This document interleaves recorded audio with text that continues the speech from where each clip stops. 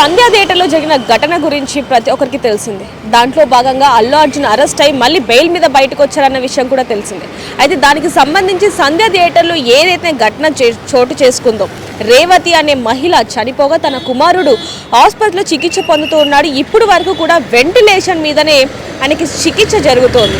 ప్రస్తుతానికి అతను అసలు ఏదైతే ట్రీట్మెంట్ ఉందో దానికి సహకరించని పరిస్థితి అయినప్పటికీ కూడా ఆయన పరిస్థితి విషమంగా ఉంది అంటూ కూడా తెలుస్తుంది. ప్రస్తుతానికి మనం కిమ్స్ హాస్పిటల్ దగ్గర అయితే ఉన్నాం. చూడొచ్చు లోపలికి ఎవరిని అలౌ చేయని పరిస్థితి. అయితే ముఖ్యంగా ఎవరైతే శ్రీతేజ ఉన్నాడో ఆయన పరిస్థితి చాలా విషమంగా ఉంది.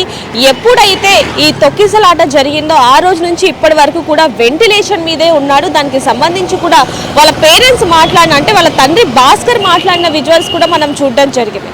అయితే దీనికి సంబంధించి ఆ తొక్కిసలాట జరగడానికి గల ముఖ్య కారణం యాజమాన్యం, అంటే సంధ్యా థియేటర్ యాజమాన్యం, అదేవిధంగా అల్లు అర్జున్ అంటూ కూడా వారి మీద కేసు పెట్టడం జరిగింది. దాంట్లో కొంతమందిని అరెస్ట్ కూడా చేశారు. ముఖ్యంగా అల్లు అర్జున్ని కూడా అరెస్ట్ చేసి బెయిల్ మీద, అంటే మధ్యాంతర బెయిల్ మీద కూడా ఆయన బయటికి రావడం జరిగింది. అయితే దీనికి సంబంధించి నిన్న అల్లు అర్జున్ బయటికి రావడంతో సినీ ప్రముఖులందరూ కూడా అక్కడికి వెళ్ళడం జరిగింది. దీని మీద అల్లు అర్జున్ అరెస్ట్ అవ్వటం మీద ఎవరైతే బాధితులు అంటే రేవతి భర్త భాస్కర్ కూడా దీన్ని స్పందించడం జరిగింది.